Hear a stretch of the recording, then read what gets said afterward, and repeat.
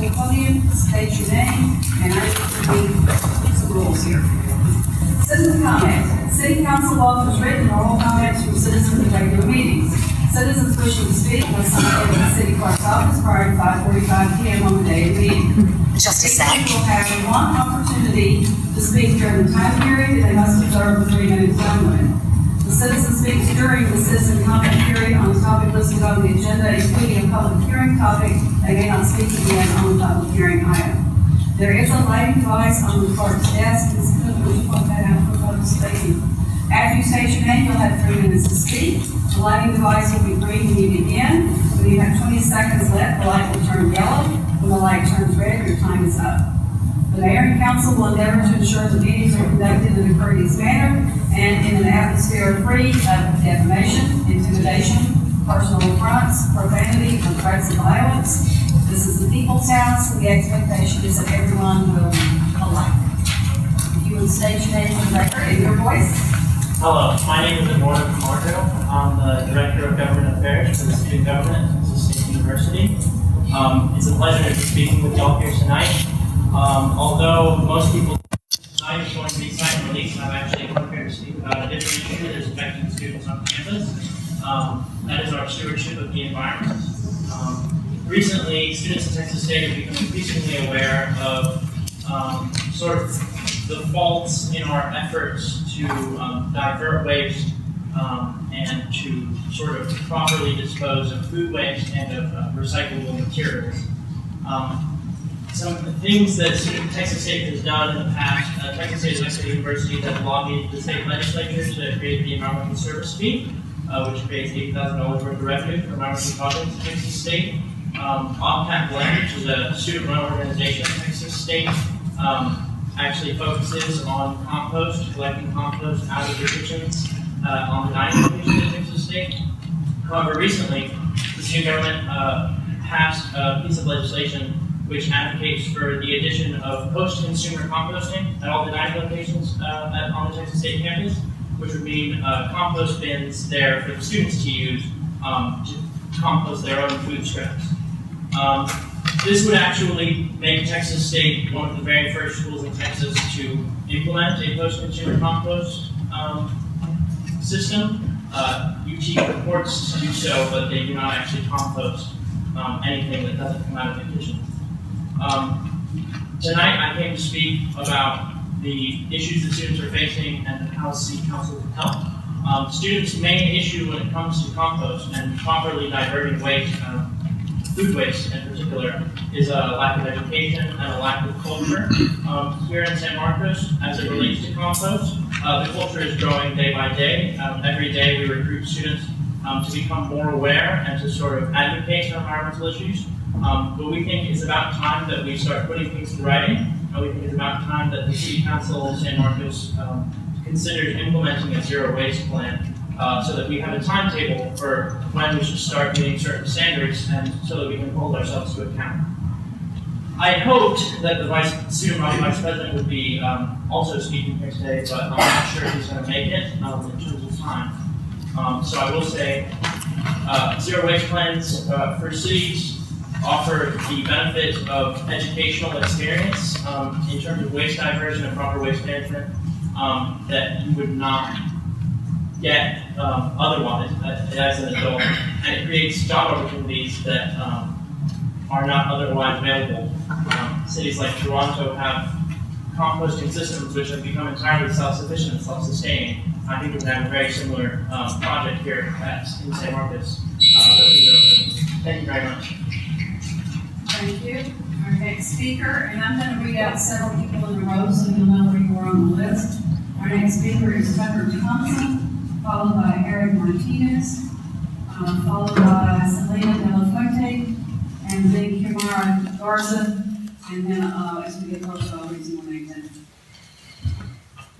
Are you Mr. Thompson? Yes, ma'am. Okay, you'll restate your name and your voice, please. Hi, my name is Tucker Thompson, and I currently serve as the Student Body Vice President at Texas State University. I'm also here to advocate for zero waste.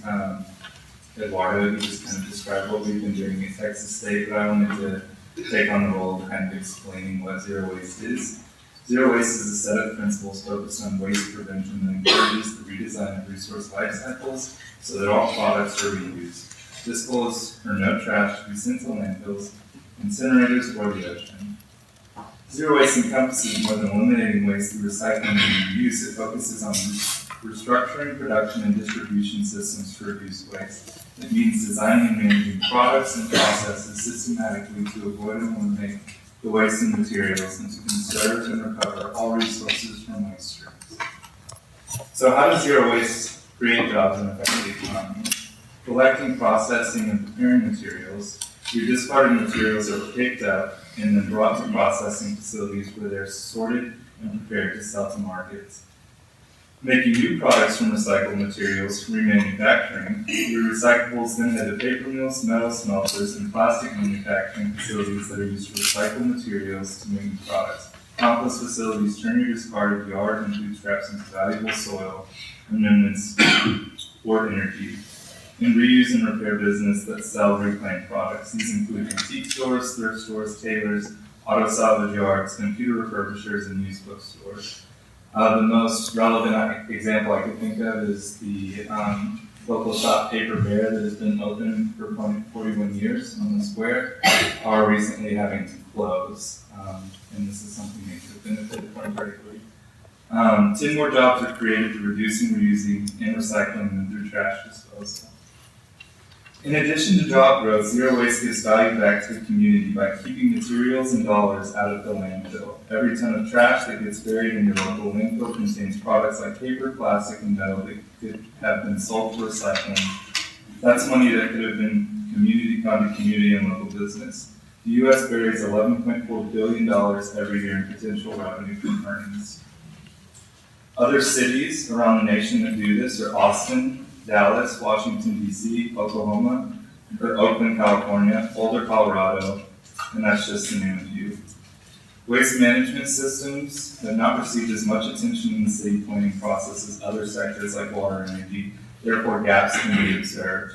But just for starters, restaurants, you can audit how much they buy so they will not overbuy, provide composting opportunities for local restaurants, keep leftovers to give to community centers, and providing more menu options with leftover food items. Opposed to stores, we just recently, and also, thank you all.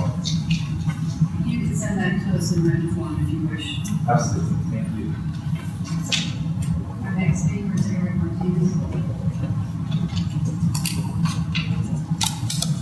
Hi everyone, my name is Eric Martinez, Policy Director with Juan Amiga, and I'm here to talk in favor of the proposed ordinance, Agenda Item 29. Since 2007, Texas law enforcement officers have been able to cite and release for certain low-level nonviolent offenses, like driving with invalid license, petty theft, and possession of marijuana. In effect, treating these offenses much like a traffic ticket, where somebody still has to go through the court process, pay restitution if necessary, rather than being arrested unexpectedly. Being arrested in jail, even for a short period of time, can have devastating consequences, as merely an arrest record can negatively impact employment and housing. To be eligible to have these offenses treated like a traffic ticket, a person must be a resident of Case County, not be publicly intoxicated. They can't be a danger to themselves or others, they can't have any outstanding warrants, or be charged with a more serious, non-citation eligible offense. An ordinance ensures that 100% of people who are citation eligible, no matter their race or class, will experience law enforcement in the same way. I'm certain under the direction of Director, Staff, and Chief Fleck that small improvements are being made, but small improvements are just that, small. We should be arresting 0% of the time for citation eligible offenses, not 77% of the time. How long do peaceful, nonviolent members of our community have to wait to be freed from fear by the hands of our local law enforcement? How long do we have to wait till we say that we will stop separating parents from their children for these non-violent offenses and stop ruining students' lives? As somebody who grew up in a household with family members who lived in fear of law enforcement every day, this is very real to me. My stepfather worked 3 jobs so that my mother could work 1, so we could have 1 parent in the household half the time. He drove to those 3 jobs with an invalid license, dropped me off at school with an invalid license. We lived in fear with him and for him. Today, y'all will decide whether or not everyone who has a citation-eligible, nonviolent offense deserves to have their freedom, or if these people deserve to be incarcerated and locked in a cage, taken from their friends, family, loved ones, and community over merely petty offenses. An ordinance would ensure 100% of people are treated fairly, and a resolution would only deny and delay justice. So it is that I humbly ask you, support what is written as it is written, and delay justice no longer. Thank you. Speaker, Selena Del Fuente.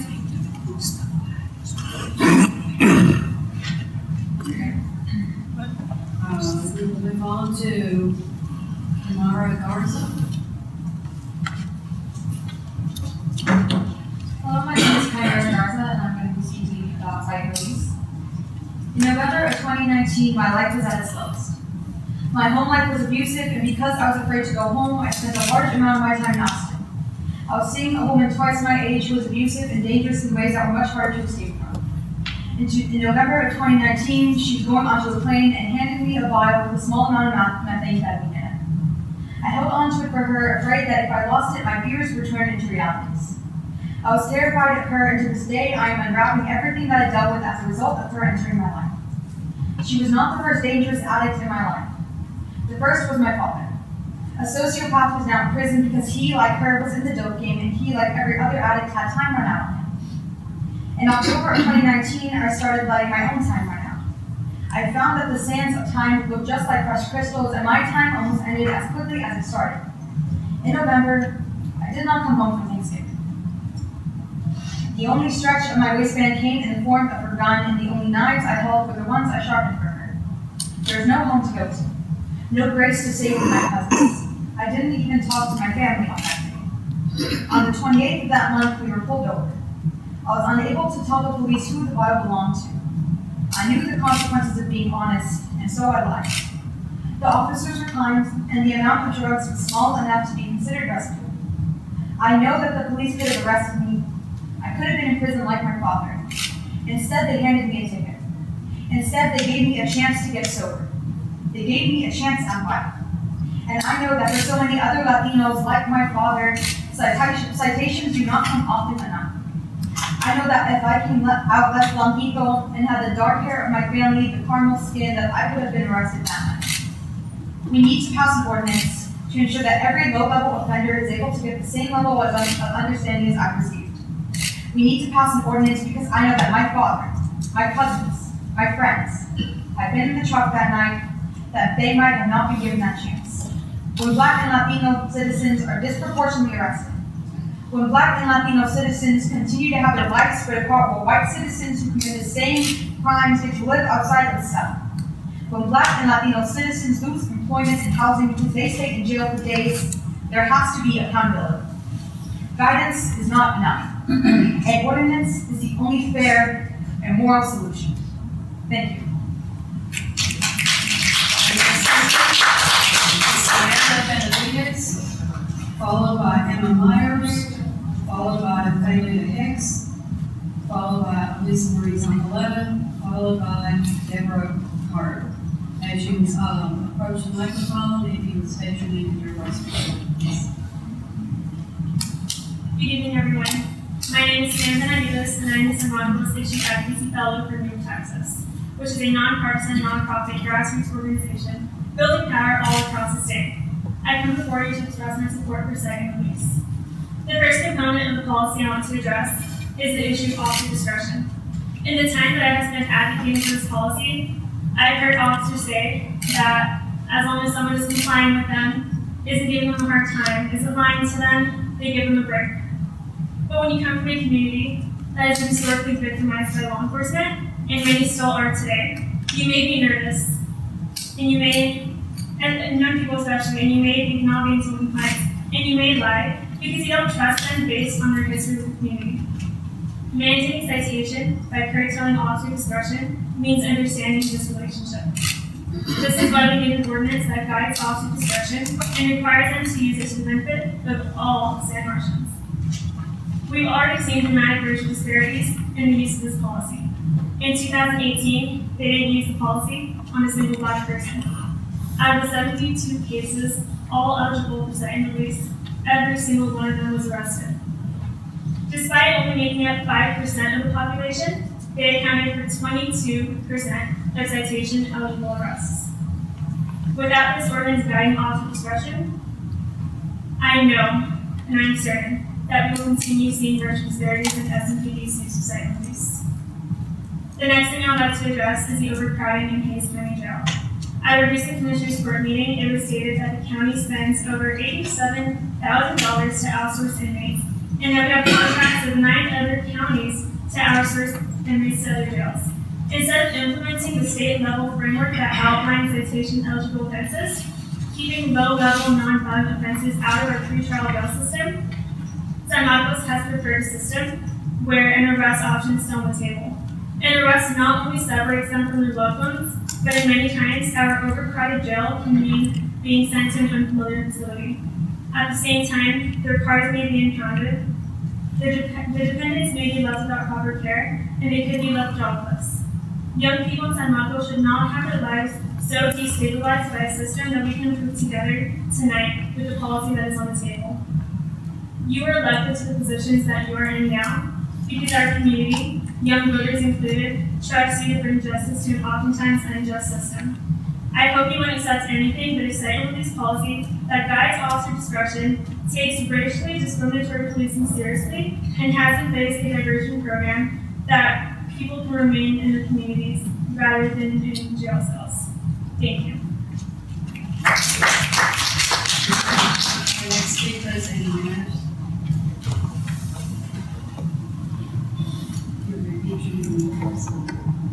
Good evening, Council. My name is Emma Mayers, and I would like to express my support for the cite and release ordinance on the agenda tonight.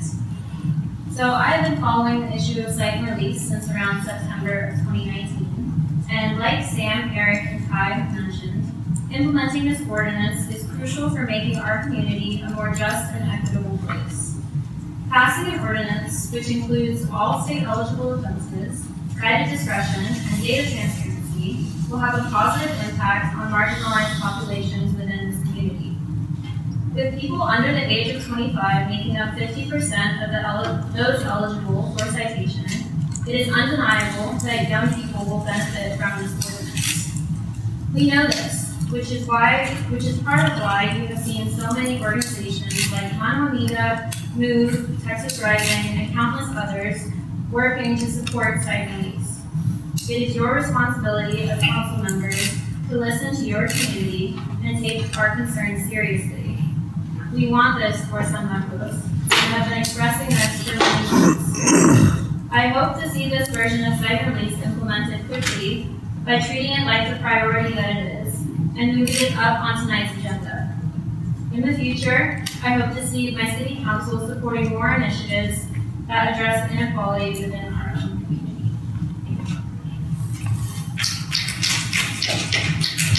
Our next speaker is Faylita Hicks.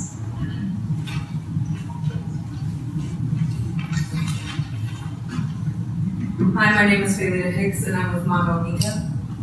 This is a letter from June 9th, 2010 to Ms. Wilson at Texas State University. I hope this letter finds you well. I'm currently awaiting court in the Hays County Jail. On May 2nd, 2010, my car cut off on the side of the road and an officer pulled over a speeding truck behind my vehicle, ticketed the driver, and then questioned me about my vehicle. The officer asked for my driver's license, and there was a warrant for my arrest.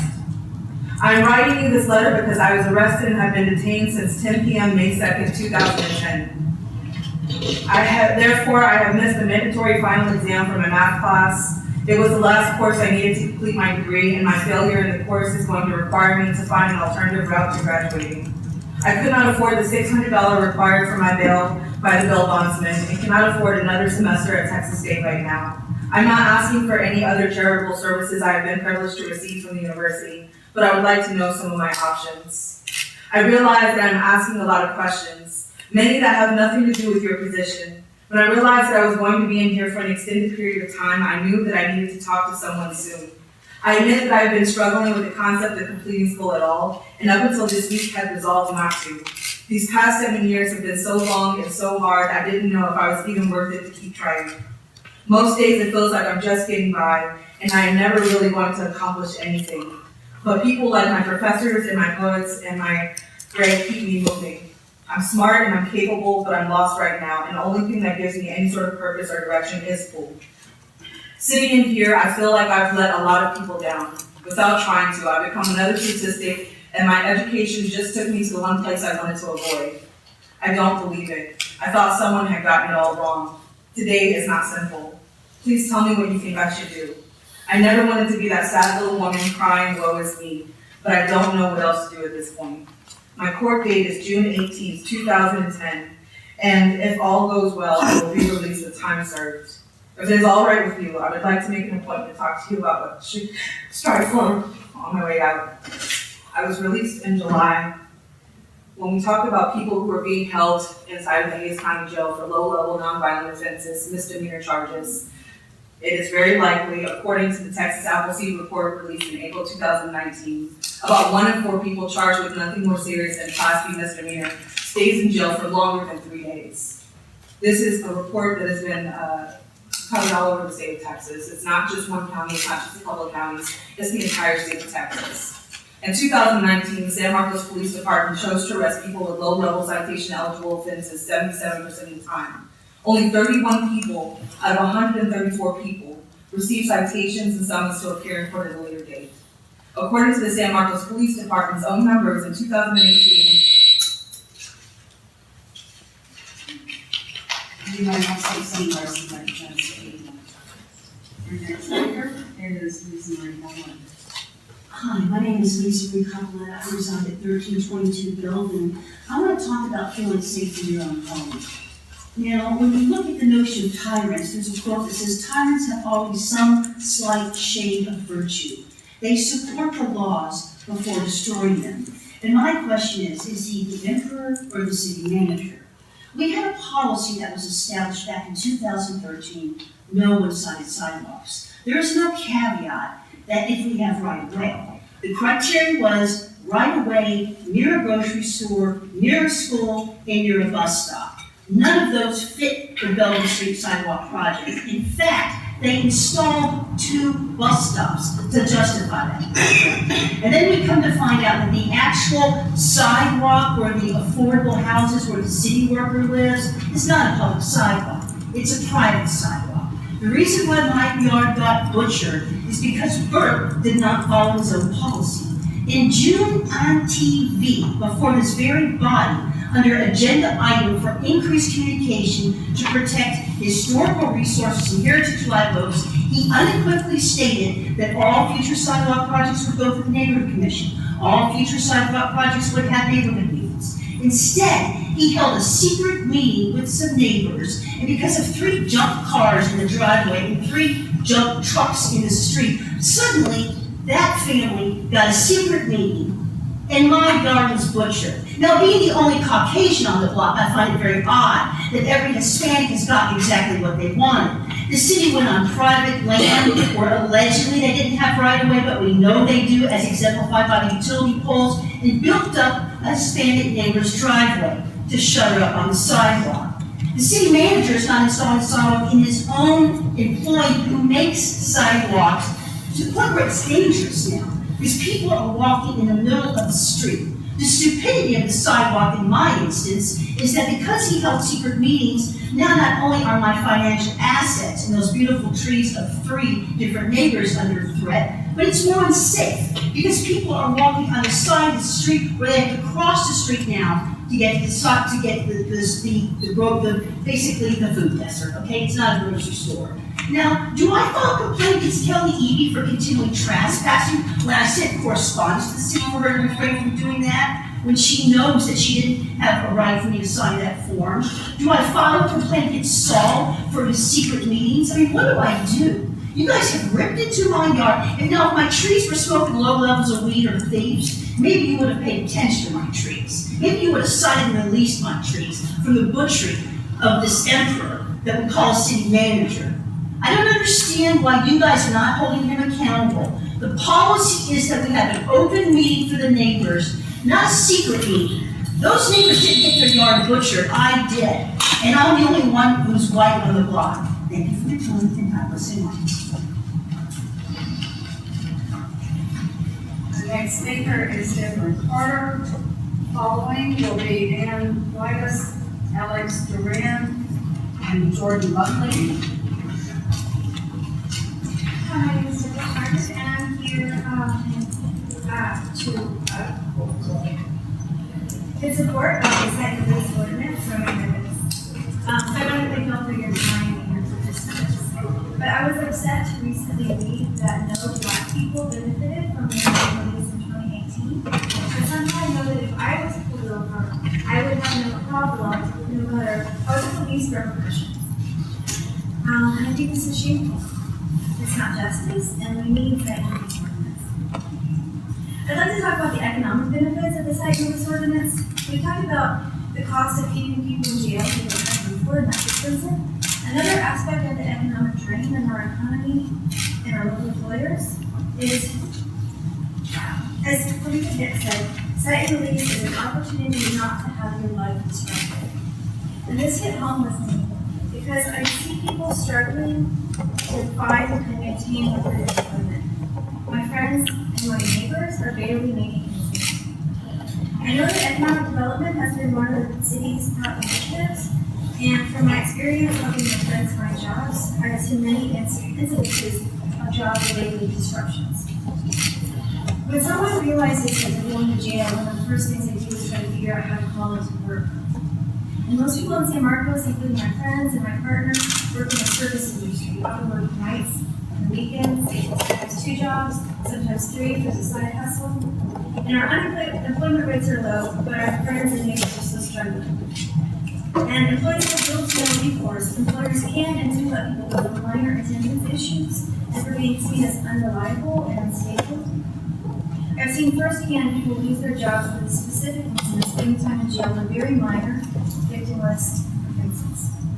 And I've seen how it affects their whole family, not only the loss of their income, which has their ability to pay rent and keep stable, but also the grief and deep anxiety for them and their children. And not having self-confidence in finding new employment, which can be relocated. So I think mandatory Cite release would be good for our local economy, making citations the norm and arrests a rarity for a host of small offenses. It makes good economic sense because it offers an element of stability to our workforce that employers will appreciate. And we know that economic development takes many pieces of the puzzle, and in my mind, all of the pieces of the puzzle, of which this is one.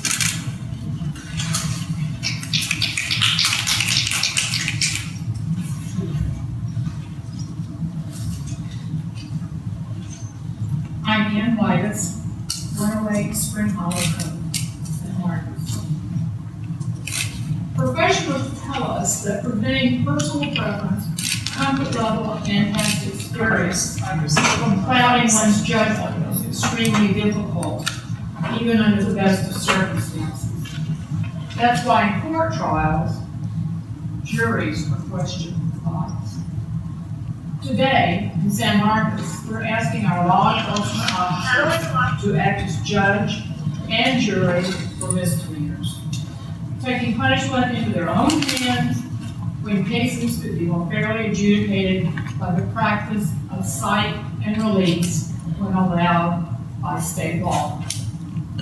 The numbers clearly tell us that in San Marcos from 2018, while Black people made up only 5% of the population, they were 22% of cite-eligible arrests. While white people were undercriminalized relative to their population, Hispanics were overcriminalized, but not to the extent of our Black community members. Simply put, this is discrimination against people of color. I'm urging you to support the application of ordinance with only 6 disqualifying circumstances included, not a toothless resolution. An ordinance would remove any intention or unintentional inclination for bias, which the numbers have pointed out. I ask you to support the ordinance so that we are all treated fairly, regardless of skin color or economic background. Our next speaker is Jordan Buckley. I'm sorry, it's Alexis Moran, my bad.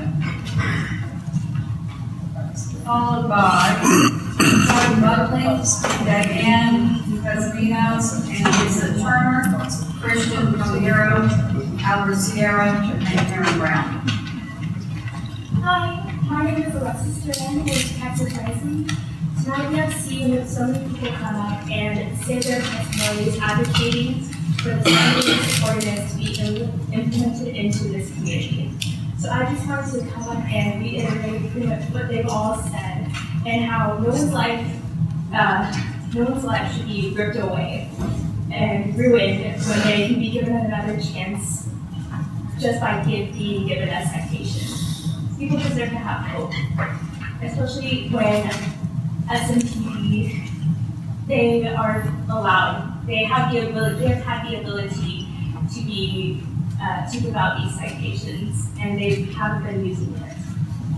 Thank you for your time.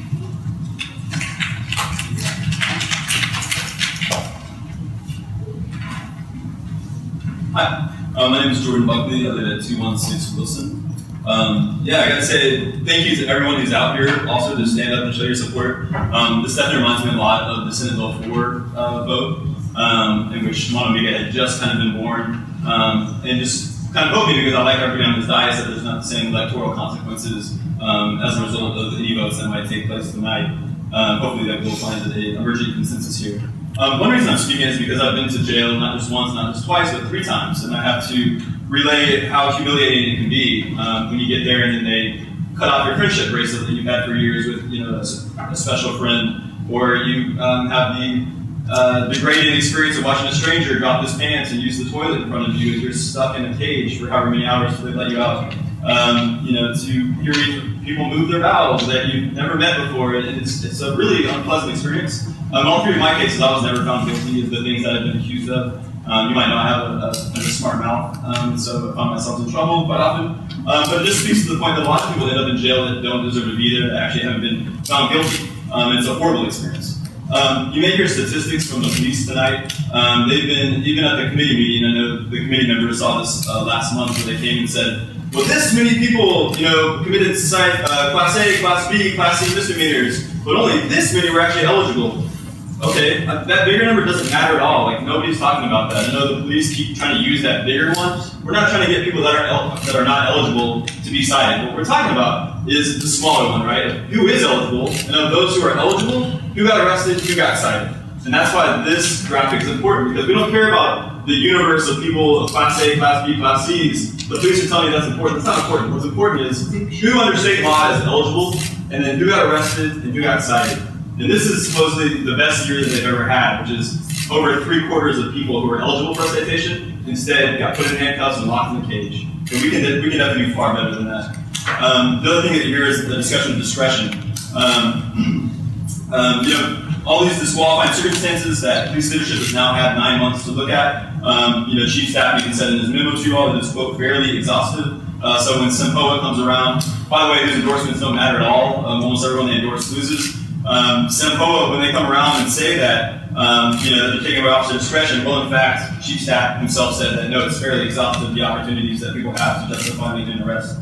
The last thing I'll say is, Malcolm X said, you stick a knife in my back 9 inches and then pull it out 6 inches, there's no progress. And so we're not impressed by 77% of people because it was 87% the year before that. We want 0%. It's not that difficult. People shouldn't go get locked in a cage for these petty offenses when really a citation would do the trick, just like a traffic infraction. We don't arrest people for speeding, and we shouldn't. There's many other low-level offenses that people don't deserve to be locked in a cage for. Secondly, I would just ask that you guys have the final vote on April 7th. We'll all say yes. Okay. Diane, as you know. Where do I go? Go to the podium, state your name and your voice, and you have 3 minutes. I'm so sorry. Okay, so my name is Dan Messingham. Yeah, so, is there anything else like this is? Okay, sorry. And maybe, So on behalf of the POC community, I just want to say that there is fear. There is fear of not knowing how to interact with cops. There is fear of not knowing our families will get separated for traffic violations. Fear that our future will be undermined for minor offenses such as possession of marijuana. What people don't know is that a lot of people, especially young people, are using marijuana medically to treat anxiety, depression, or chronic pain, as well as many other reasons. For a state that does not offer universal health care, it is horrifying that we are being criminalized just for trying to take care of ourselves. The doctor community is terrified for being put on a pedestal of having to be perfect. We're just normal young people who want to live normal lives, and sitting in jail or interacting with ICE should not be the kind of fears that we have to deal with on a daily basis. For this reason, I urge you to pass the Cite release ordinance. Because there are statistics that show that people of color are disproportionately being targeted by the police, and that is not a society I want us to live in. Thank you. next speaker is Lisa Turner. So Lisa here. Okay, I'll circle back. And Christian Caballero. Alex here.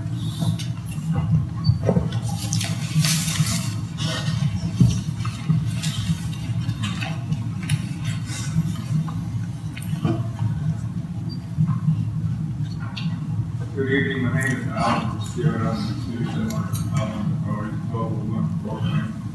I'm here to offer some comments about amendment number 19 to the CBDR program resolution number 2020-49R. In June of last year, which is over 8 months ago, this body was told that we would have inspectors go out and look at the family that had lack of guard and come to an assessment of damages, so that they could be reimbursed for their expenses for flood recovery.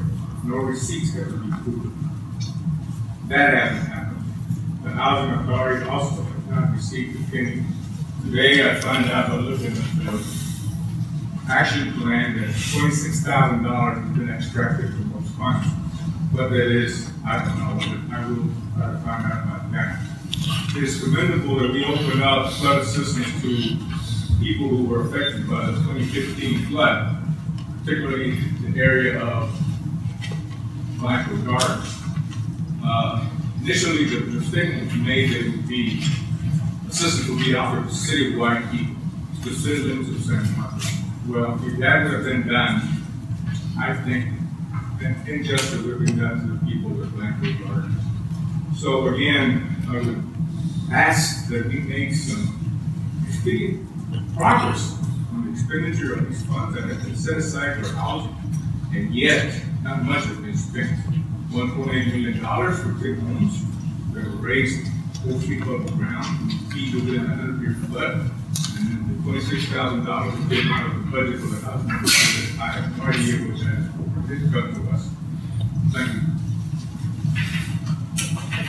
Our next speaker is Karen Brown.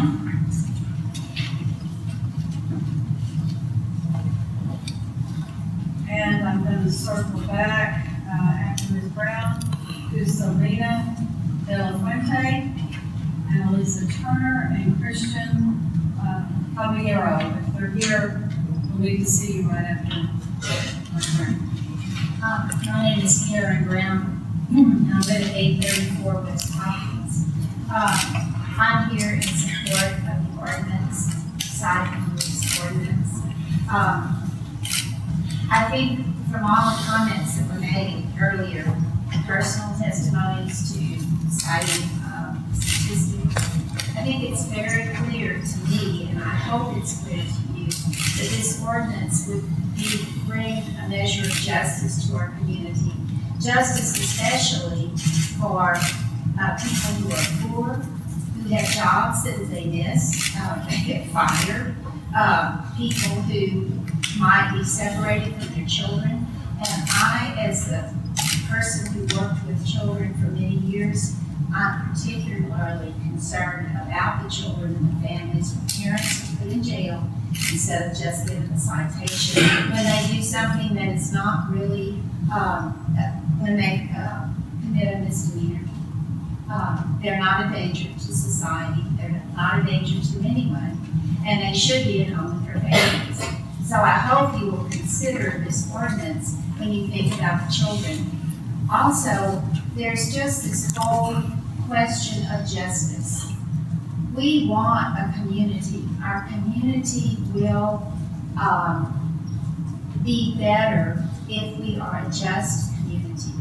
And we've seen from the statistics that other people have quoted, we've seen from personal testimony, that justice is not served when the very vulnerable, people who are of lower socioeconomic, people who are of color in our community, when they are treated differently, when they are taken advantage of, we are not meting out justice, we're meting out injustice, sorry. So please consider voting for this ordinance. I'm asking each one of you to consider it.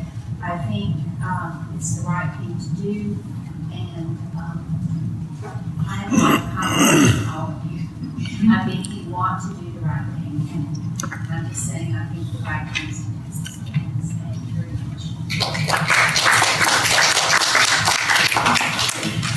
Okay, one last call for Selena De La Fuente and Lisa Turner from Christian Caballero. Is anybody in the lobby know any of these folks? If not, this will conclude our citizen comment for this evening. I don't know if Selena or Lucia is here, then Lucia Caballero. Oh, okay, please. Let me just get it off. That's okay.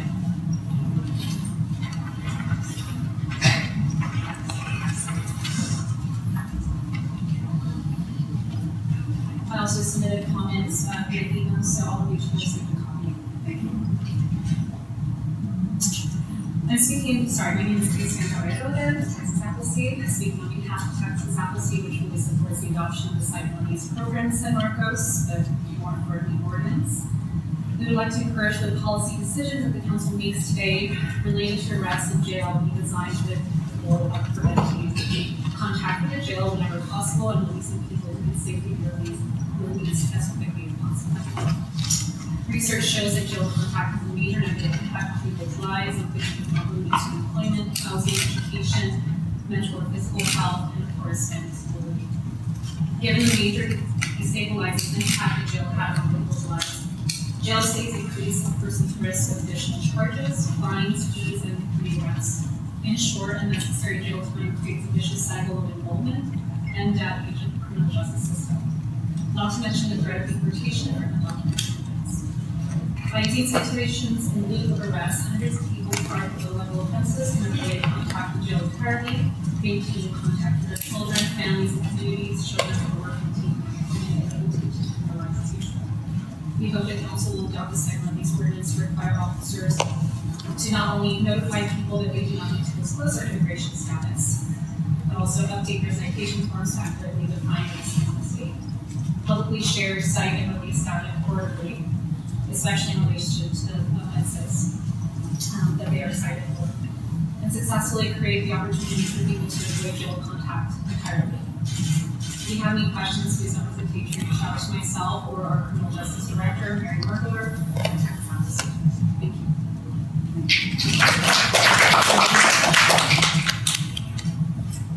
One last call, Selena De La Fuente or Annalisa Turner. And this concludes our citizen comment this evening. Council, we have a lot of items on our agenda this evening. So if there's any request to change the agenda, now would be a good time Mayor, I have to request that you do cite release up. You know, there's a lot of people here for that issue, and we have a lot of other work that, I'm sure we're not too terribly interested in. Can I see a show of hands of everyone who's here regarding the cite and release ordinance? And can I see a show of hands of anyone who's here for other business, one of the public hearings? Okay. I think the city clerk is in charge, and this council, okay, we're gonna be on 29. Here? Just for the rest of our staff waiting, since they probably were thinking that this would be another hour or so down the road.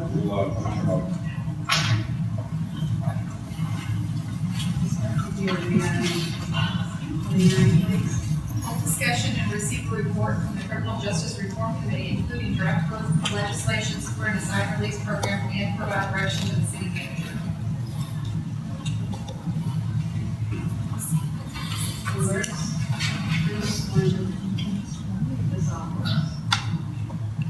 Your staff didn't have any prepared presentation. This was an item before the Criminal Justice Reform Committee. They obviously are forwarding it to the City Council for also continued discussion. Staff is prepared to address any questions you might have in relation to that discussion. Staff is in attendance to that last Criminal Justice Reform Committee meeting. We're available in case concerns. Okay, and just to review for everyone in attendance, this is what our agenda item is. We are providing direction to the city manager. We will not be voting on anything tonight because that is not on our agenda to vote. So we're going to be discussing and providing direction. So, we'll turn it over to our criminal justice review committee. And our committee is, y'all raise your hand. Okay. Rocky Moore, as chair. Right, well, this has been a long time coming. We have made it to the floor of the city council tonight. I would like to thank my fellow community members, council member Lynn Mahawken, former council member Lisa Pruitt, and current council member Ocalet Marquez for the work that has been done.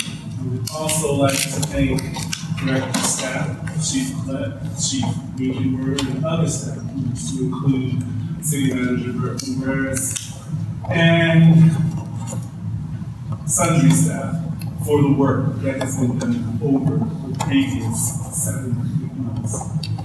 Now, this process is one that has taken a bit of time because it is mandatory on the part of all parties involved to make certain that we are doing what is best and balanced for our community.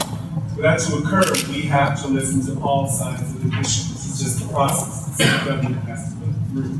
And when I first got on council back in December 2018, it took a while to understand how city government worked. And so a large part of the delay that occurred in those early months was because of my lack of understanding of how long such a process might take. But we've done our due diligence in the time since, and we've discussed this issue exhaustively. And what we as a criminal justice committee brought forward for our fellow council members to decide pretty much concentrates around 3 basic decision points. We have a document before us that I've read that city staff recommends passes forward as a resolution. I believe it should pass forward as an ordinance. As the chair of the Criminal Justice Reform Committee, I was given the opportunity to be on this committee by Dr. Marquez the first night that it came before the council.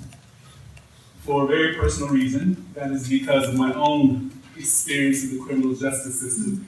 And this is a difficult topic because my own encounter centers around a boy sitting in the front row and his safety.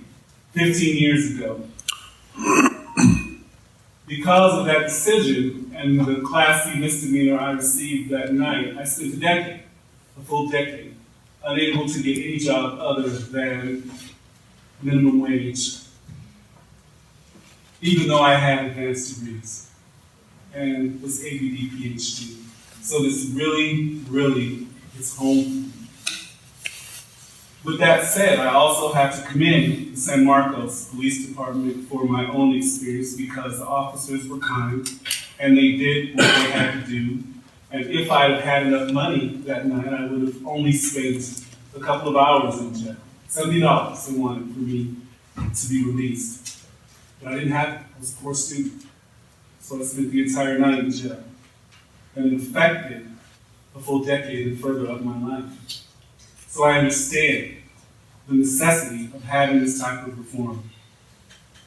So, having said that I prefer this to come forward and move forward as an ordinance, those 3 decision points have to do with these 3 questions. The first is, shall we move forward with it as a resolution or ordinance? The second is wording contained within section 1 of the draft resolution. And this is a decision that has to do with the number of offenses that we include.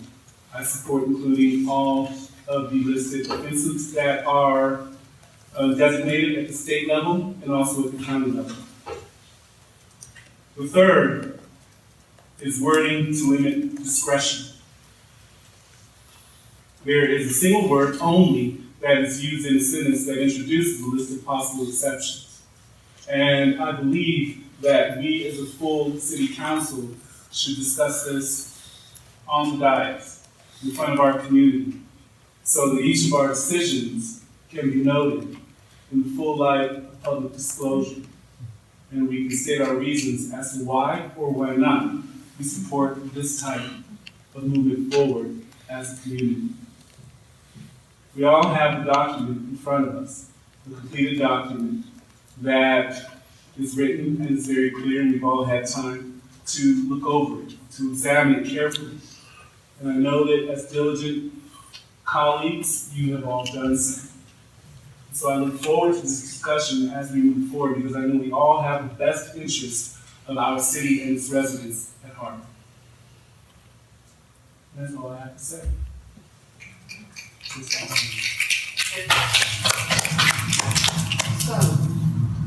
you want to go through the 3 items? First of all, do either of the other members of the committee have something to say?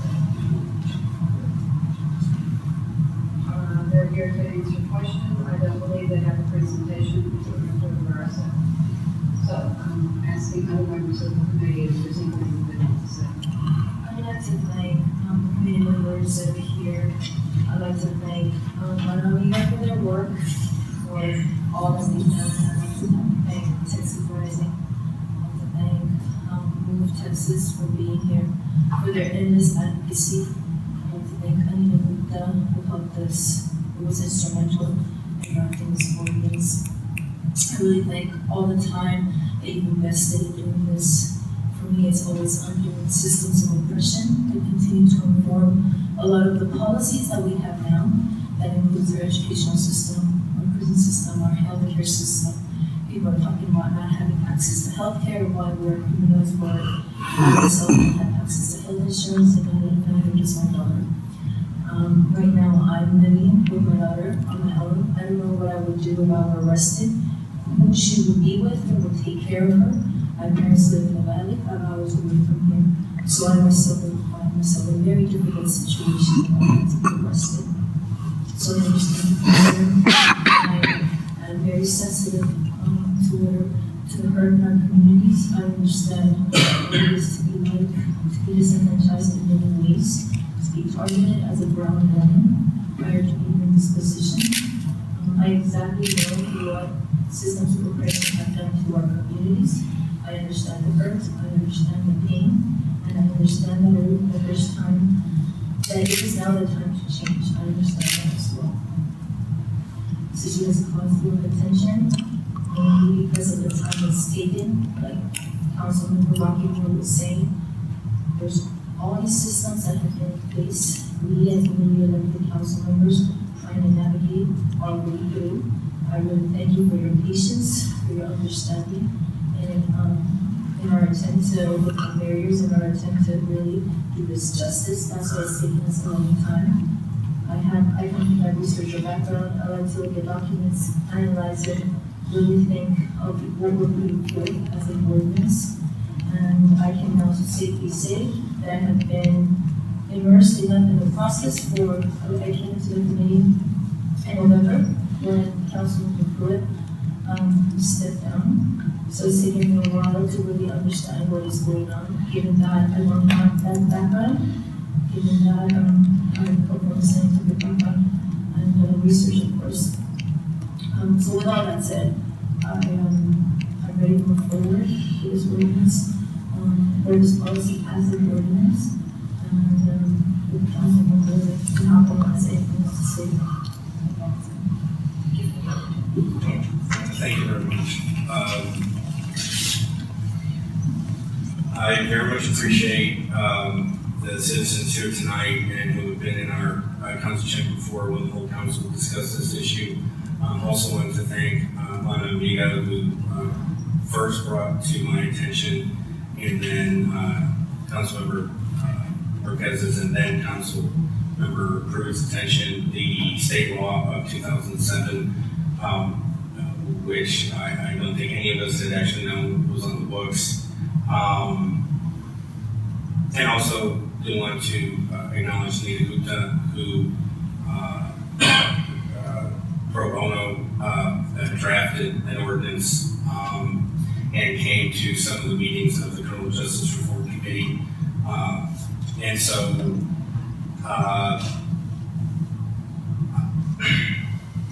I don't want to speak on behalf of the committee because there's three council members on it, but from my point of view, we were not dragging our feet at all. We were trying to make sure that we were covering all the issues that need to be covered. We also, in fairness, because this was called the Criminal Justice Reform Committee, we actually did look at some issues that had nothing to do with site release, but we thought given the opportunity of the municipal judge, the chief of police, other staff members, the city attorney, in the same room at the same time, to learn from them, we were able to also talk about issues of code enforcement and other things that I won't go into that just, I think, really helped out and corrected some things that need to be corrected.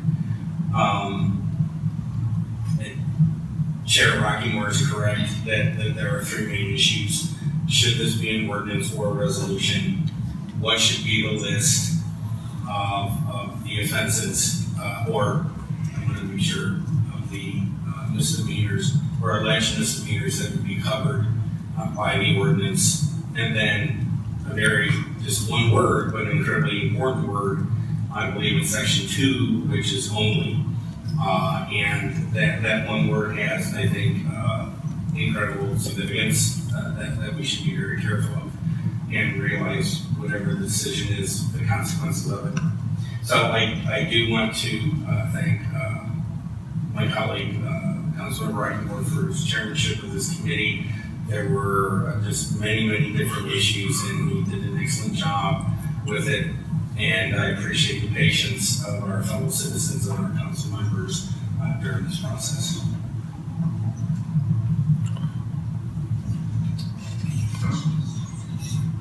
Any questions, comments from other council members?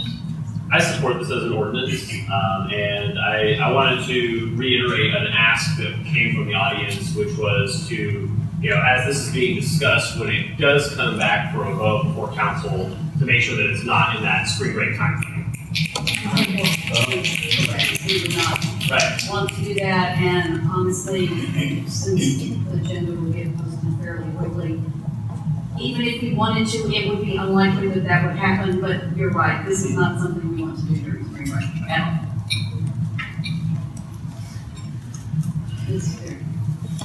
I support this in ordinance form rather than resolution form. I'd like to commend our San Marcos Police Department for making the progress that they have.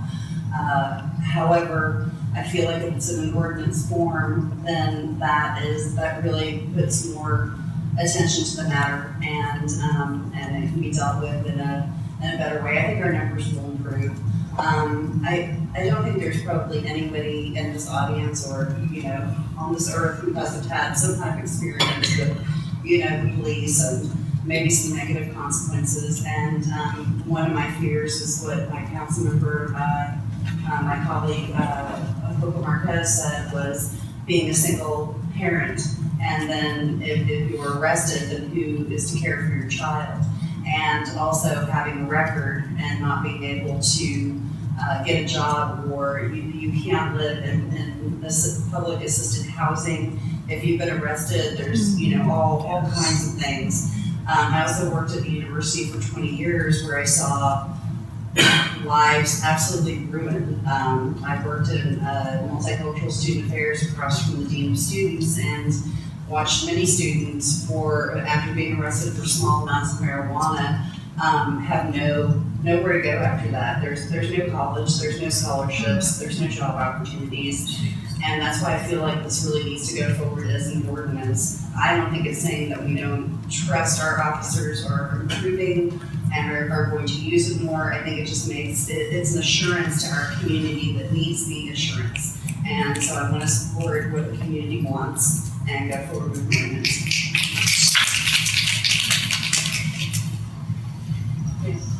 I have a question for the chief.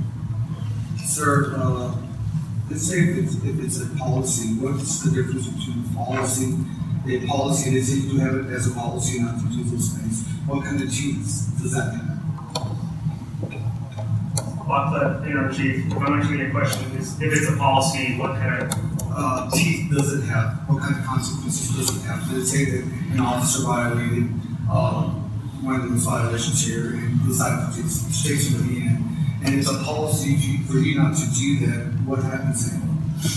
I already have a policy in place that talks a little bit about discretionary authority and how his officers make decisions about using discretion. Like any of our policies, whether it comes to this or any other thing, we have progressive discipline. It starts with verbal counseling, reprimands, 50 days off, and even termination. It's a progressive thing based on the seriousness of offense, based on a whole bunch of issues behind it. So when we write a policy, it's binding. And that also goes in the record. Yes, sir. Not the police record, whatever records you keep. Yes, sir. Mayor, I just know a lot about it, but I just want to hear some other comments. I'm ready to go with my thoughts. Okay. First of all, I would like to thank everyone who has spoken today and previously. You kind of bared your souls in certain places, and your personal stories have been very moving. I agree that if it is not necessary to arrest someone, the state law gives us some reasons why we don't have to. I don't think that we should. I'd like to see our police use this law to cite and release as much as possible. You have made me aware that of the consequences of spending even one night in jail. Once I started thinking about it, clearly someone can lose their job for not showing up if they've got a night shift. The children, with cars impounded, etc. And we're talking about money, and that can be a lot of money for anyone. So I understand that. So taking people to jail who not needed is a waste of our police time and the county's money. And if you're in the city of San Marcos, you pay county taxes too. Sometimes we forget that, but we do. It may be through your rent, but we're all paying county taxes. What I would like to do is to give direction to our police department to use cite and release as much as possible as a person is fully cite and release eligible. We all know about the exemptions. I would like that if a person is arrested who could have been cite and released, that the reason why they are arrested is entered into the record so we know what was going on. Because I believe that there are going to be some times when a police officer's discretion is going to determine that maybe, depending on what's going on, maybe that person shouldn't remain in that home for that evening. There may be times when removing someone is just the right thing to do. I think it's probably gonna be rare, but I would like to give them the discretion to do that, to arrest when needed, but I would like to know why. So what I would like to see is, officers use it, whether it's through, policy in the police department. After 90 days, we get reports, we see what the result of council giving that direction, if that's the way council gives direction, then we see those reports, then they go back on our agenda, we review, and we see if there's anything that we need to do and the next steps. I am not ready to do an ordinance at this point in time, and that's my opinion for today.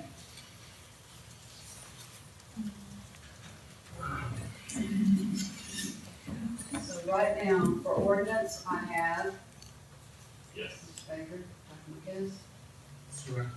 Rockamore, Ms. Derrick. So we have 4, so we would probably go ahead and want to talk about that. Well, Give you an but opportunity. sure, but in fairness, I mean, we all need to understand one of these aspects of the issue.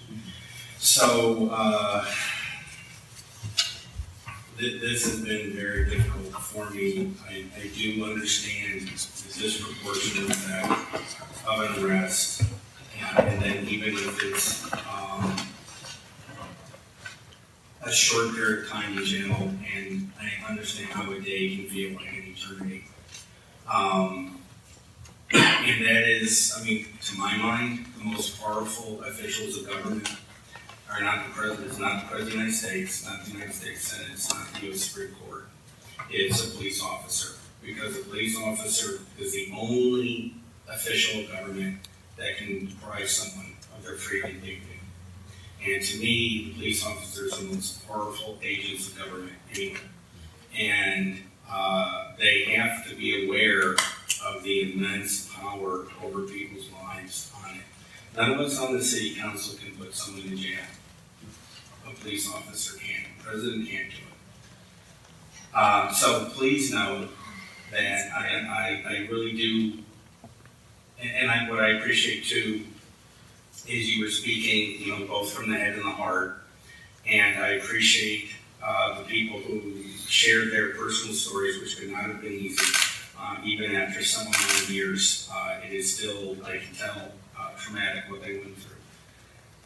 So this is difficult, but given the structure of the ordinance/resolution in front of us, and the requirements of record keeping, the requirement of the city manager to work with the city police department, and the requirement to report back to the council and have the council review the progress that has been made, I would support the resolution.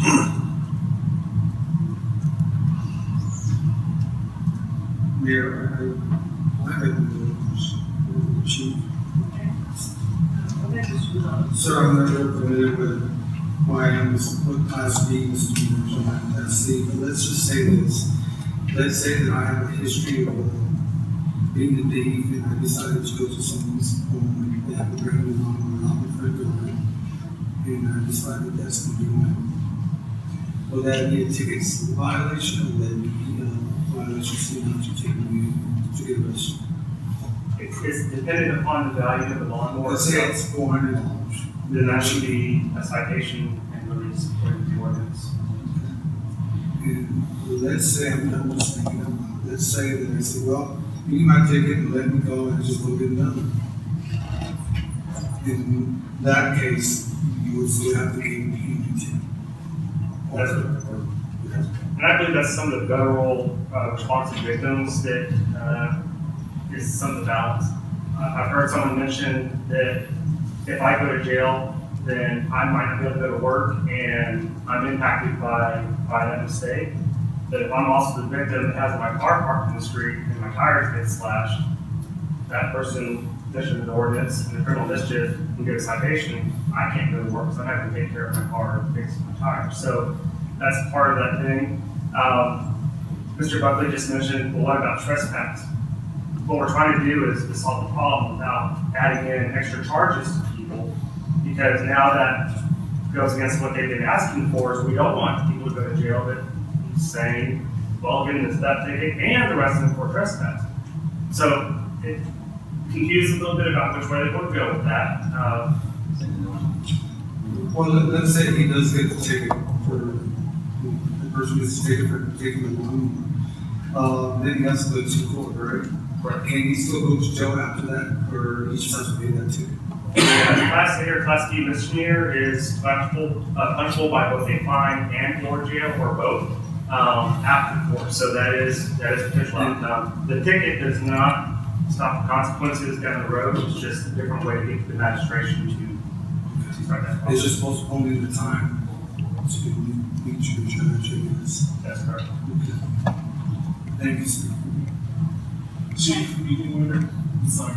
Chief Black, just to clarify, Council Member Gonzalez's point, if someone does get cited and released for picking up a lawnmower, and they decide to go get another lawnmower after they get released, if they get picked up for getting that other lawnmower, because they are already cited, what does that result in? That'd be another citation that would issue that second property.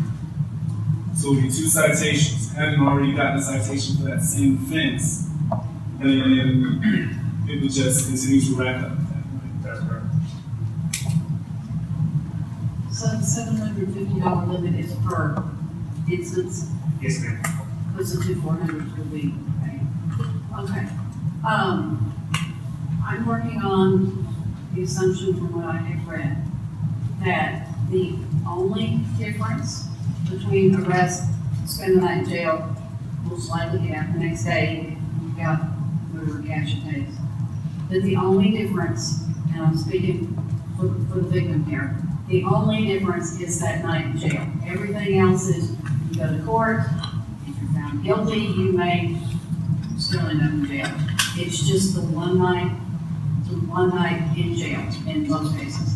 That's correct. And Hayes County, through their criminal justice reform, has been working on this as well. Their magistrates are guaranteeing that people with misdemeanors are getting out the next morning, regardless of the money amount. And then also Hayes County is working on a what they call a near 24-hour magistration, where they're going to have a magistration office with judges that will be to jail much greater hours. So if we arrest someone at 4 o'clock in the afternoon, the likelihood that they say the next morning when traditional magistration is going to be far reduced.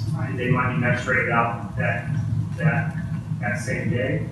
One of the benefits there potentially is that you don't have to worry about a failure to appear. If we do a cite and release, some people might forget to show up or not show up at the right time, and then they have a warrant for failure to appear. If they before magistrate and they've already appeared before the magistrate. So there's both ways on that. Hayes County has been making quite a bit of strides for some reforms in the area of Class A and B misdemeanors. And there's another meeting later on this month where that group is meeting again for some of the things. All right, and just for clarity, the city of San Marcos does not have a jail. The San Marcos police officer takes someone to jail, it is the county jail. That's correct. It's located up on Newland Road right here in town. Just for clarity, so people understand when you're talking about what the county's doing, that is where we would take people. Yes, ma'am. And then when it comes to Class A and B misdemeanors, the county deals with those issues. Those are above our misdemeanor issues. So anything we might do for Class C misdemeanors, such as changing the fee, fine people, or changing what kind of education programs might be, those things are outside our control when it comes to a Class A or Class B misdemeanor. Those are all handled at the county level. Thank you. Okay. So Dr. Hoffman, you are for a resolution, and I was not clear earlier when I said I'm not in favor of an ordinance at this point. I would be in favor of the resolution because that gets things reported. Mr. Gonzalez, are you? Well, Are you there yet? Either decision? I guess I'm in favor of the resolution for a 3-month period and see what comes out of that and reevaluate this. It's a seem like a year for much, and and see how that is working. And at the same time, they get the policy, and I guess when you do a resolution, you see if it's policy as well. Is that correct? Right, I do. I'll ask, Mr. Rivers that, because we're saying resolution and we're not being specific about what we're being. So the way I would view it is I think there was a body of a set of recommendations that was already facilitated work through the committee that was moving forward. It was just a matter of whether it's going to be a resolution or an ordinance. And then there were the remaining unrecommended items, the ones that have already been discussed. So the way I would view it, and Chief Staff can correct me, is that I think the content would be what was recommended with where the council lands on the three key issues. Yes, the resolution, go ahead, Chief. That's all, just wanted to seek and support what Mr. Lopez says. And you are? Chase, South River Public Safety Center. I think the draft legislation that you all have in your packet tonight could be crafted into a resolution or an ordinance. With very minor changes, it's just really what the council. And then can I add the reason I'm going that route is because it's just the example I gave earlier, or things of that nature, it's not the country, it's not just taking in the person can pick them out to this. Okay. I need to ask our city attorney a question. None in the back. And that's our Director of Public Safety, our former police chief. Would you, or if you want to send the chief letter, whichever, would you describe what happens sometimes today that there's no arrest, there's no site release, that someone is just told, I don't want to put words in there, that y'all have described as. It's been referred to street diversion, street diversion, it's a practice that's been going on for many years. I'd like Chief to describe what you're talking about. That would be, marriage not to me, or to do that. Energy about that. So one of the things that's pretty common in our agency is that if we stop somebody, they already have a low amount of marijuana on their person. We do what's called street diversion, where instead of being charged with possession of marijuana, they might be given a citation for possession of drug paraphernalia for whatever else they might have with that. That's a Class C violation. More likely though, officers are likely to just have them destroy the marijuana right there on the scene. Now, what we've not done in the many years that I've been a police officer here is document that in any practical way. And recently we set out some directives on how we can track those kind of street diversions using our annual ticket riders, so that we can come back with a little bit more information about how often that's happening, the races and all that involved. While I'm mentioning races, I do want to address two other comments too that were made in the citizen comments about 2018 stats, where no African Americans were cited, and that's an incorrect number. We put out updated statistics since then, because that's not correct. Yeah, I noticed that the numbers, I think it was 72 was used perhaps in the newspaper article, and ours has that 78. Is that, am I looking at the right information? For 2018,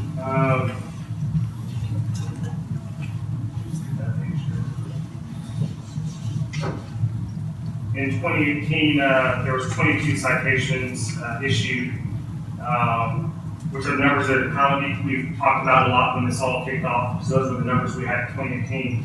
2019, those numbers were 31. But I think one of the things that in 2018, Gates County didn't have a count. They were missing some counts of the ones that we had in our records, and for whatever reason, the citation didn't make it over to Gates County. We did send it over, they didn't receive it, or somehow they didn't track the numbers that we put out are from numbers that we calculated in our system. Okay, y'all gone through the records thoroughly, and what's in our packet that's available to the public is the current corrected numbers? That's correct. Okay, thank you. But now I need to ask Mr. Constantino to see if he made a point once before that if we were to require site release and no officer discretion, what does that do to the cases of street diversion that Mr. Black was just describing to us? Well, I mean, as literally worded, that would eliminate that discretion, because it's not on the list of 6. When you get to that next item, which is the exceptions, street diversion is not on the list. Could it be on the list? Yes. So we could put it on the list even though it's not part of the state law? The state law allows an officer, does not require an officer to issue citations to the residents. So the state law gives the officer's discretion. This ordinance or resolution is a council policy, sort of giving direction to the police department about how to exercise that discretion. But right now, as chief staff indicated,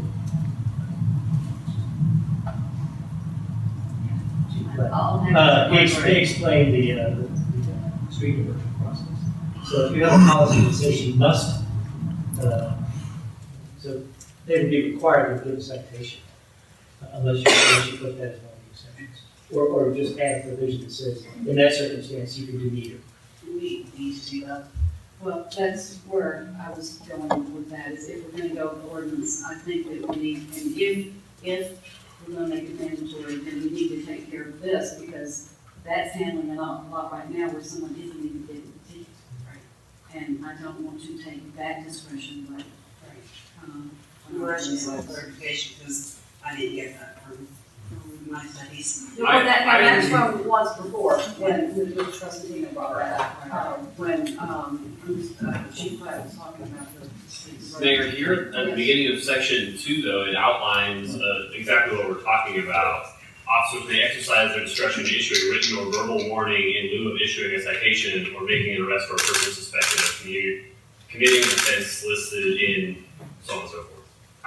Does that not already address that situation?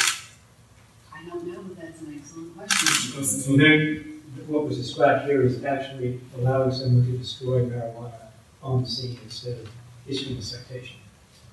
So in the first paragraph of section 2, does that not address the situation of the street level decision to make an arrest or cite? Well, neither one's happening in that instance, right? There's no citation or arrest in the street. That's right. Section 2 addresses the ability for officers to use warnings when they see it appropriate to do so. The question about procedurally how they deal with the evidence of that crime is really a policy and procedure question. It's best, I think, left for the police department policy meeting. But as it is currently, those instances are documented on body camera or in car cameras. There's no question what happened to that maturity. Right, but there's no record of how many of those we have, correct? And is there a way to collect that record? There is now. I'll let you guys start. Within the last month or two, we started collecting that data. And so if we are doing a street diversion, that is in effect a verbal warning, so that would count for section 2. So we are covered for that? Yes, ma'am. Because that's considered a verbal warning? Yes, ma'am. Verbal warnings recorded? In this case, we recorded with how we're tracking the data, but it's also tracked on our body cameras. We didn't have a good way to find that before. But now we're trying this new way out of using our ticket riders to collect that data. We hope to have better metrics on it. So we can include that in the statistics? That would be our objective. So can we get back to the first of 2020 of this calendar year? You said the last month or two, but we're in We started March. sometime in February, and might have been sometime in January, I can recall when we put that out to try that out. We may have to get back with you on that. I don't want Okay. to put the chief in the spot That's of fine. giving you a date on that. I think we need to get We'll be able to capture most of 2020. Yes, ma'am. And one thing that we did talk quite extensively is, with the committee, is that council should be aware of that right now we don't have a good way of being able to extract the data. We're essentially doing it manually. And so certainly we're committed to being transparent and providing the information. But keep in mind that Chief Cooper has been the one that has been actually going through the cases and pulling the data out. So We're gonna continue to do our best, but we hope to get to a point where we can identify the right technology to do this on a regular basis, because it is important that we show the path. Okay, so, since we have,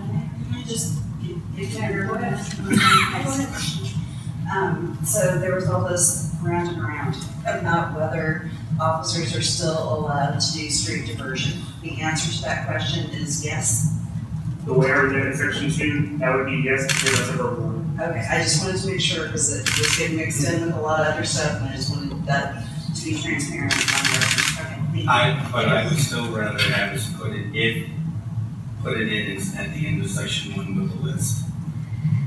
Okay. So 7.6. Now, this is members. Well, 8. Okay, so, did you have something on this? Eric, did you have something to say? Please come forward.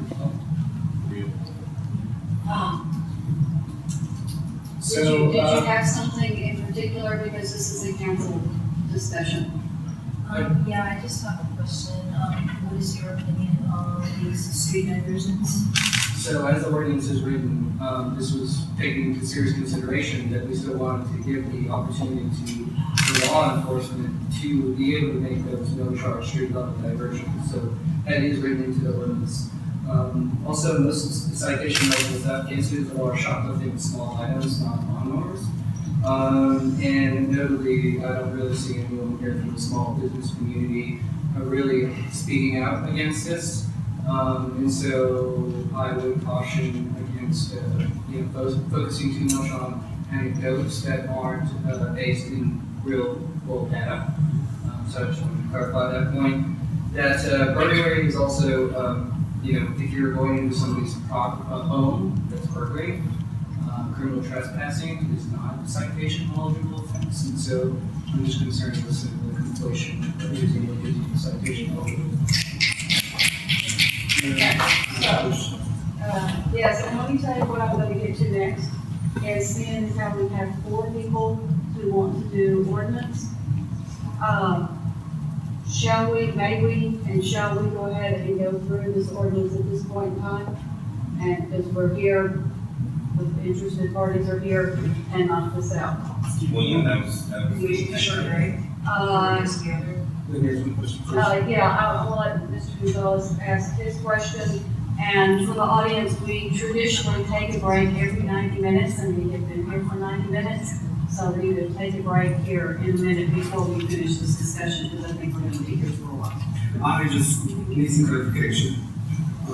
The statement that he just made, saying that taking a long word, it's not one of the offenses that they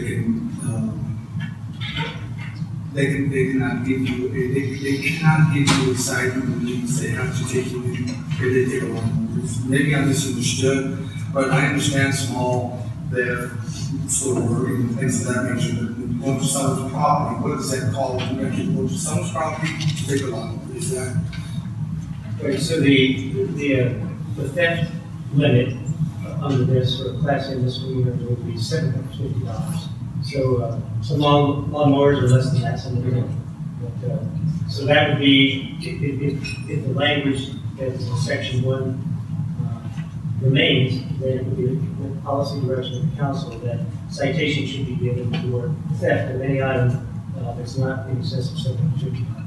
Mr. Costantino, for the purpose of this council and our citizens, with the list of offenses at the end of section 1, during the break, if you could please get a copy of what does it mean Class C misdemeanor other than public intoxication, that list, what are those other things? Possession of marijuana less than 4, that's self-explanatory. So is driving while license valid, but we don't know what does criminal mischief mean, graffiti, theft of property up to $1 amount, theft of services up to $1 amount. So that way we're not asking piecemeal in every single thing. If you could just get us in writing, what is the ceiling on the value of these alleged offenses, then that would be helpful. So, council, are we ready for a 12-minute break, which means we will be back at 7:49. We take a break, we'll be back, and we will take out the actual text. We're on item 29, which we pulled up to item 1, and we took a break as we were going to review wording in the ordinance. Since everyone has had a couple of minutes to think, I just want to go around and see if anybody has any burning desire to say anything before we get to discussion on ordinance text.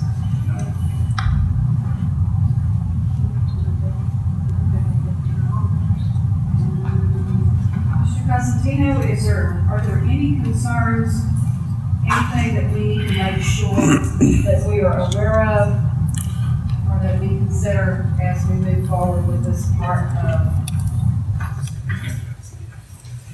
looking at a draft ordinance, which generally would not be in front of us when this is only on for direction. Usually what we do when we're doing direction is we get concepts and staff to come back with the ordinance later. In this particular case, the committee did come up with a draft ordinance, which is why we're discussing it tonight. A reminder that we would not be voting on it this evening.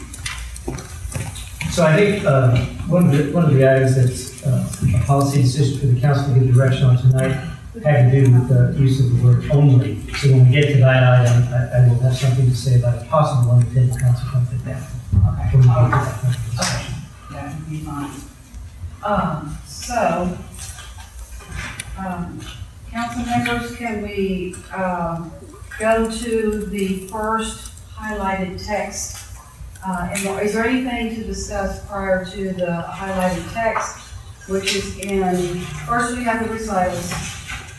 Any concerns with the recitals? And I'm assuming staff will look through and ensure that the statistics are correct and all of that before it comes to us, or if we need to update anything. In section 1, I will read the sentence.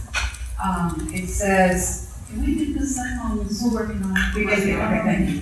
I'll read the section 1. It says the city council supports the, San Marcos Police Department's increased use of the site release process rather than arrest in appropriate circumstances for individuals suspected of committing the following offenses in accordance with Article 14.06 of the Texas Code of Criminal Procedure. We have 3 items. Class C misdemeanors other than public intoxication, assault, or family violence. The second item is possession of marijuana less than 4 ounces, Class A or Class B misdemeanor. Item 3, driving while license invalid, Class B misdemeanor. And then we have 4 items that have been highlighted if you're following along in the packet at home, page 661, that are Class B misdemeanors, criminal mischief, graffiti, theft of property, and theft of services. Mr. Rockamore, would you explain to us why these are highlighted for us? These 4 are highlighted so that we can discuss them and decide whether or not we want to include them in the list of offenses that are, that we recite. The first 3 alleged offenses, the committee had a unanimous consensus on keeping 1 through 3 in. That's why if the 4th we want to take them out, but I don't think that's what it's going. Committee recommendation. Right, committee recommendation was unanimous on the first 3, but the 4th through 7 there were disagreements. Okay, and since the committee has been looking at this for quite some time, and I have not, oh, thank you for putting this up on the screen. This is wonderful. We appreciate that. Could y'all explain to those of us who are not on the committee why this is,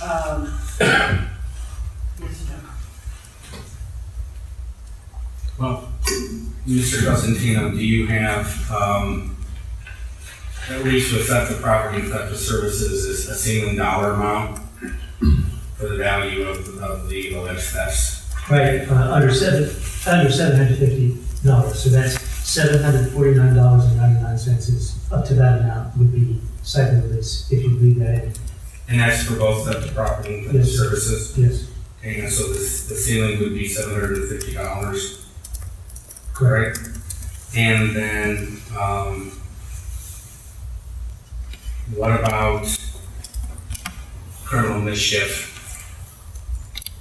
The same, Class B, 750. And what would be an example of criminal mischief? Criminal mischief, I think the example that Chief Clegg gave, slashing tires, damaging someone's property. Taking a key and running it And then graffiti, the same thing, 750. Now, graffiti has other graduations. If the damage caused is less than $100, it's a Class C. If it's less than $750, it's a Class B. And a Class A is all the way up to $2,500. Okay, but under what's here before us, it says graffiti Class A or Class B. So go with the higher amount of the Class A, that's up to $2,500. Thank you. So why, let me back up.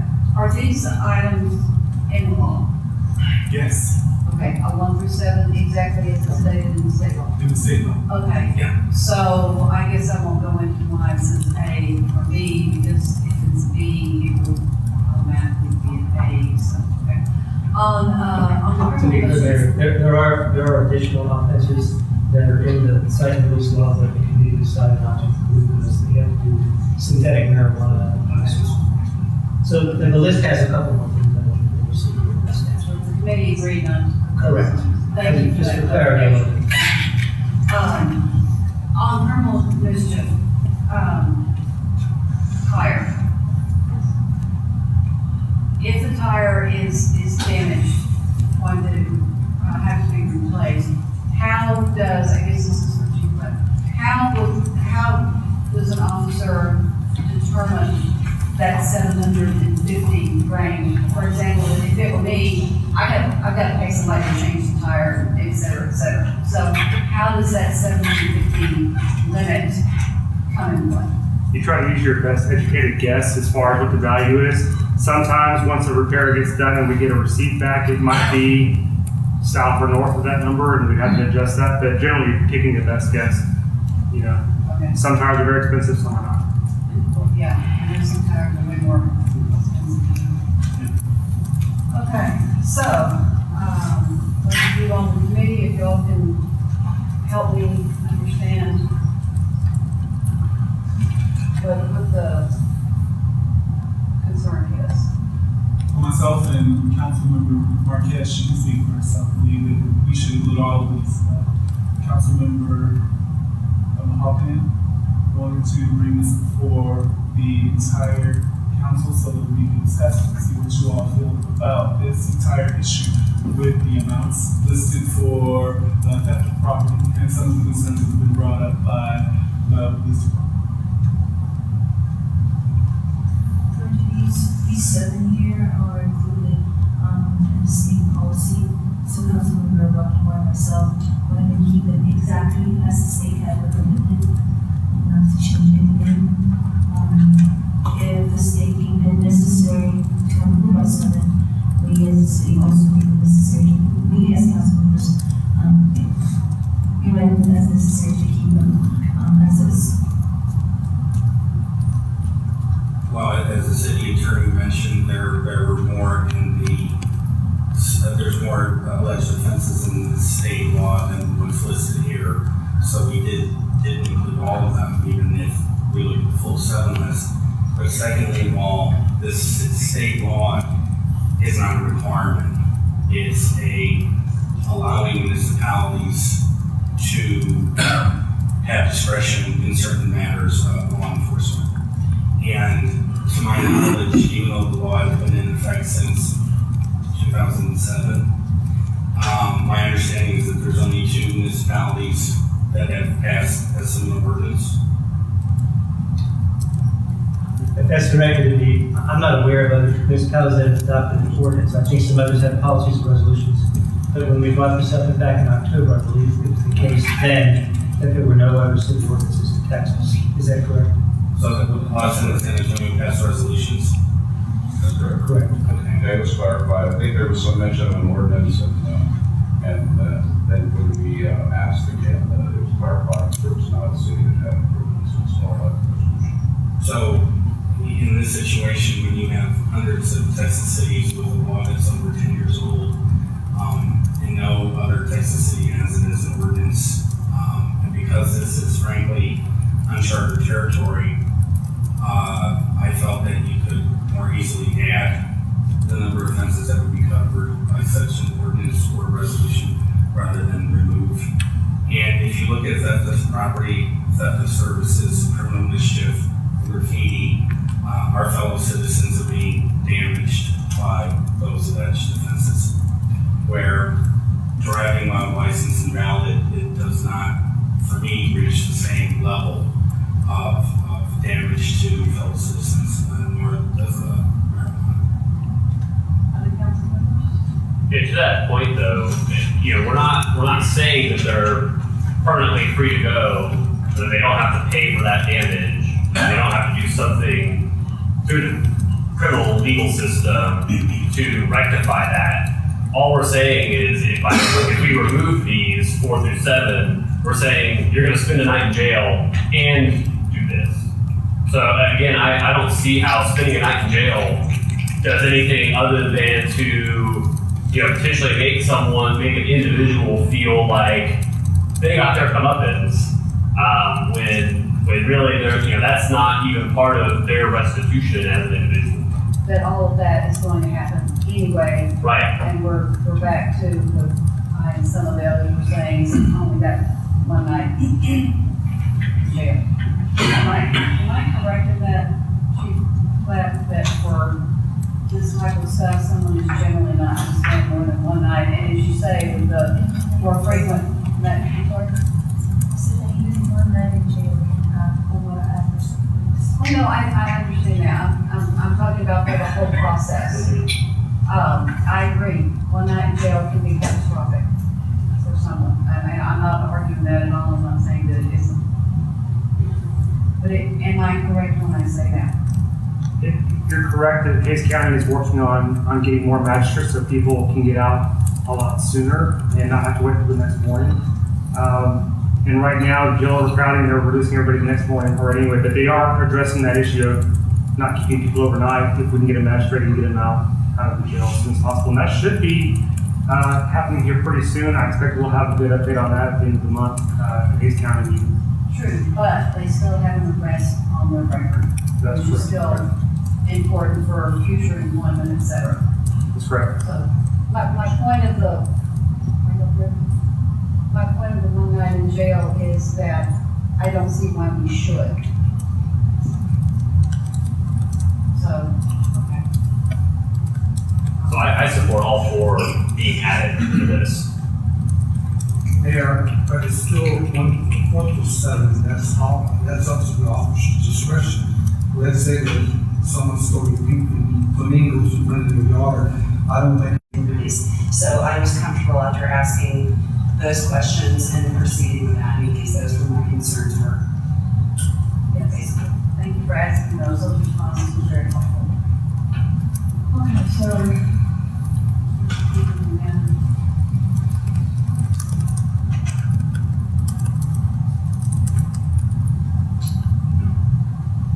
I would just like to take out 6 and 7.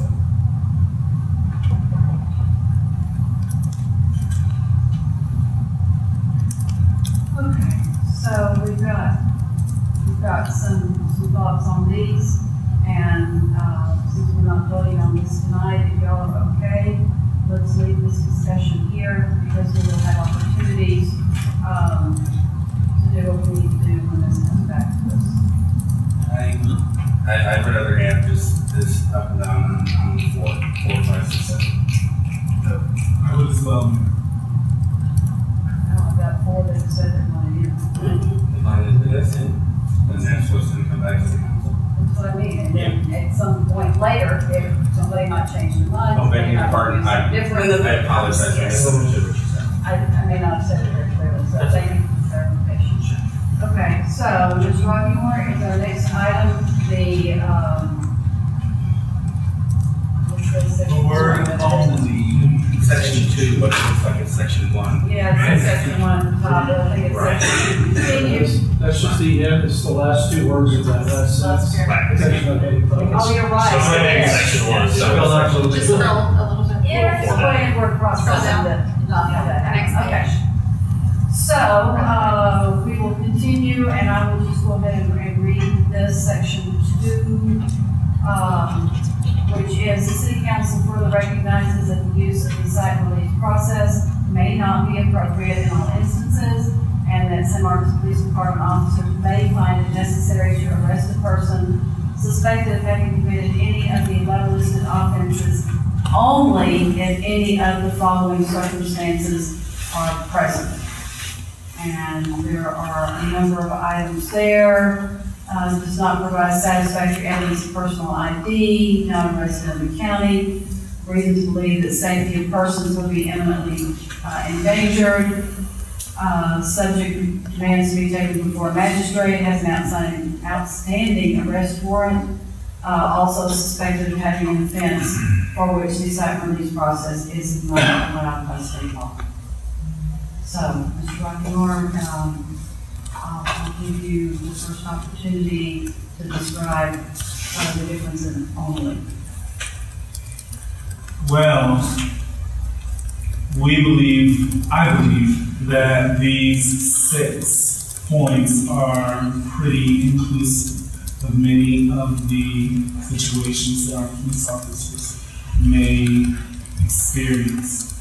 And there were some very specific objections that Chief Collette and Director Stack came up with, as well as our city lawyer. And he spoke earlier about wanting to share when this topic came up in his hearing. So I think we should probably listen to his concerns. Well, I think Director Stapp indicated in some of the backup materials an example of a circumstance where it might be sort of an unintended consequence of the policy, where someone who gets arrested just because they happen to be from another county, where I'll let you give that example, and then I'll comment about the unintended consequence from the legal perspective. Okay, that was actually an example of Chief Collette had articulated, so I'm going to again turn it back over to you. I think one of the things that we see as police officers, and in my 30 years, sometimes you think you've seen it all, something new pops up that was just not foreseen before. And one of the things that we saw in January, a real life incident, was we had 2 gentlemen in a vehicle stealing from 3 different stores at the Outlet Mall, and then they left and were stopped later on in Cornell County. They were stopped by that agency there. They knew that we were looking for them, so we went on to the scene to find out that one gentleman lived in Wimberley, which makes him a resident of Hayes County, which makes him eligible for site release. And the other gentleman was a resident of New Braunfels, which does not make him eligible for site release here, because he doesn't live in Hayes County, he didn't work in Hayes County, he didn't go to school in Hayes County. So there you have a situation where had we stopped him here in town and had the other agency not had charges on him they arrested him for, we would have been in a situation where an officer's making an arrest that they would be uncomfortable not having some discretion in this unusual circumstance. And the unusual circumstance is that you've got 2 people in the same vehicle, you have to arrest one and site release the other.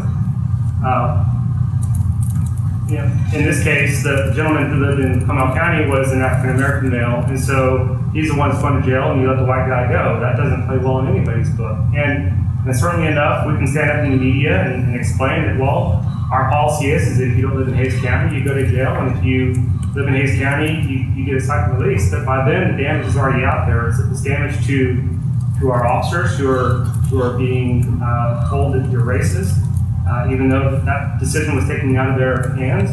It's damaging to the city of San Marcos, who has a reputation for having a racist police department, and that's just such a wonderful example of unintended consequences.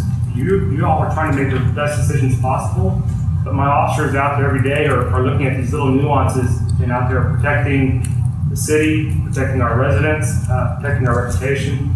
We hire based on character, people who can make good judgment, and this is one of the circumstances where an officer would know, hey, look, it does not play out well for me to arrest one and cite one in that circumstance. Pardon me, in this outline that you're describing, you said that they were arrested for what? They were arrested by the other agency for something, I don't know what that other offense was. So potentially, though, in the scenario that you're outlining, there were already other offenses that could have led to them both being arrested. In the other county, and I don't know what that was. It could have been, that offense could have occurred here, I don't know what that was. They could have committed other offenses there in the other county that were completely unrelated to anything we would have found or they would have done here. Well, I think particularly from this example, I'm not persuaded. You know, we have to draw a boundary somewhere. Unfortunately, that's the county. You know, if it were up to me, right, I would say, yeah, you could have cited at least both of those people and saved face and all the things that you're talking about. But I don't find that particular example very compelling, particularly given again how exhaustive this is. In addition, that particular scenario could be reframed. This could be something that people from the other county or the other gentlemen from could use in order to seek cite and release in their counties. So it could have a positive outcome. You're correct, sir, except for the fact that the offense occurred here, and so had he been stopped here, he would have been arrested here, and his county having something released would have had no bearing on the officers here having to make the arrest because he was not arrested here. So it's better to just arrest two people instead of just one when you have a choice. In this case, you know, it's I looking understand at. that he said it was a black dude from the other county and a black dude from this one, and it doesn't look good. But I think most people who look at that issue on its face would understand the difference and be happy for that person who didn't necessarily have it. We'd be happy to have that support when it happens. To go back to Mr. Baker, you said something about why not cite release both of them. The person who doesn't live in this county would not have been eligible. No, I know. I'm saying that the state statute identifies the county with which the infraction occurs to be the boundary. I'm saying, you know, that I'm not arguing that needs to change. I'm just saying from a higher standpoint, I think that that's a little arbitrary. Not trying to change it. About it being a county? Right. Yeah, because some places are closer than the far reaches of Hayes County. Right, So, yeah, I asked that question to staff today, actually. What's the magic about the counties and that's the state law? Right. That's what's magic about it. Mayor, Mr. Rivers has it. So Mayor and Council, I certainly understand the passion around this issue. I think the chief elect is simply trying to convey is one unintended consequence. Whether it has merit or whether it's compelling to you or not, I certainly understand. But it is a nuance, and a number of folks came up here and pointed to the passion around discrimination, you know, and so when an instance like that happens, we get thrown into that mix, whether it happened here in San Marcos or not. And the other thing that is, I think is pretty compelling to me is that, you know, there was a question that was asked about how involved have they been involved in this issue, you know, because there's a number of folks that have pointed to this specific instance where the state law has been in place, and how much work has been done to reach out to the police department to try to work on resolving this issue, and nothing has been done. So I think we all join in this effort to try to resolve it, and unfortunately throwing the police department in the bus, in my opinion, is not the way to do it. I think we came up here, we're very willing to work on this issue and resolve it, and I appreciate the chief and chief staff, you know, in his department, stepping up and working very collaboratively with the community and also with the council members that had a very big interest in it. I just get a little bit concerned that you know, we want to you know, put the department in such a light that because in all my years of working in various communities, this is one department that has very little problems associated with how we conduct our business. This is an area that we definitely all agree has to improve, and we have stepped up. We are willing to do that. Everything that was cited was from years ago. Most recently, not a lot of discussion around that in terms of the stats and the data around that. And we also talk about accountability. Whether you do a resolution or you do it with an ordinance, this council and this community is already going to hold us accountable regardless. And we're willing to be held accountable. And that's why, you know, we took a position of recommending a particular direction to start somewhere, but to be very clear, because everything that I've talked about has been talked about has been around marijuana offenses and those type of issues, and so we kind of focused on that. And that's why we took that direction. But whether it's a resolution or ordinance, that's fine, because there's not another community that has an ordinance out there. I find it interesting that no other city has stepped up and done this. I wish they would, because obviously this is an issue that is very, very important to this whole state. But I just hope that we respect the fact that we do have a department that is committed. And I'm very proud of the men and women that go out there and work very hard. Both the guys, I'm glad that we're trying to do this collectively and together. I just thought I'd share that. Mr. Rivera, I take issue with your comment that we're throwing the police department under the bus. That's not what happened. We are looking out for the best interests of the police department and also for our citizens here in San Marcos. Now, everything that we're doing aligns with the county, it aligns with the state. So we're not asking for anything that's not already under consideration all across the state. Mayor, we were talking about the inclusion of the word unbelief. Yes, we are. And what I want to do now, do you have anything else you want to say? No. Okay, so what I need to do now is go around the table and find out if we want the word only in here when this comes back to us. And I'll start with Mr. Gonzalez. Yeah. Yes.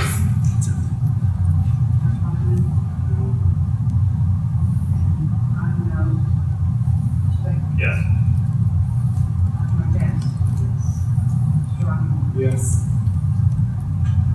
So it will be in here. I'd like to restate, I'm still for resolution, instead of an ordinance that I learned a long time ago, because this is my 12th year sitting up here in Cottonville seat. But I learned that if the ordinance is to be, I'm gonna work really hard to make it as good as it can be. And so that's, a long time ago. Yes. And part of why I'd like to explain a little bit why I support this particular verbiage is here in item 3, it identifies an even more exhaustive list of, in the process of making that assessment of being immediately endangered to anybody else, it gives, again, broad opportunity for an officer to say this person is a physical or does not have the physical or mental capacity. They might endanger themselves. They're carrying a weapon. There's so many things here to catch. What I think when people think about these worst case scenarios, this is what they're afraid of, and those are under the officer's discretion to use. I'm glad to see the three things all of it. Yes. Also. Okay, council, is there anything else in draft that we're asking staff to come back to us? It will not come back in 2 weeks. Just in case we didn't make that clear. Is there anything else from the staff that you need from us tonight in order for this to come back? The only thing I would add, Mayor, is I would like people to look at what was before the council tonight and see the sheer amount of agreement in the draft, which was substantial. And to bring in, actually to bring a draft here. Yeah. They're good before this says we're not interested in law.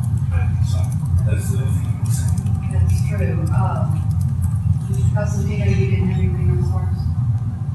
At this time, you asked a question that you've resolved, the question would be what open space. All right.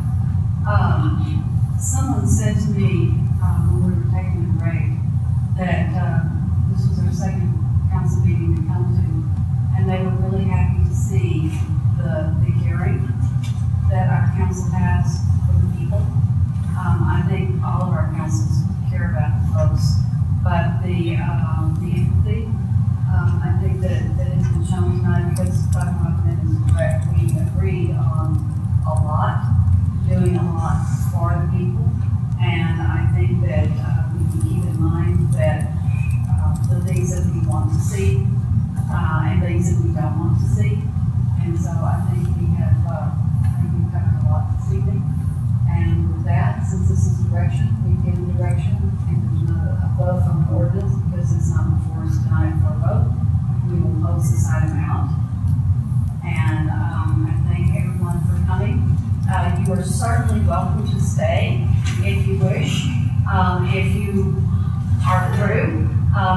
would please exit quietly, and please know that any conversation in the lobby echoes in here.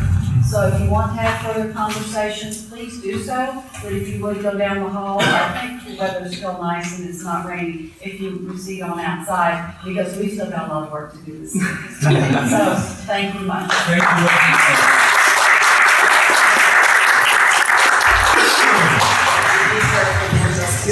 Thank you.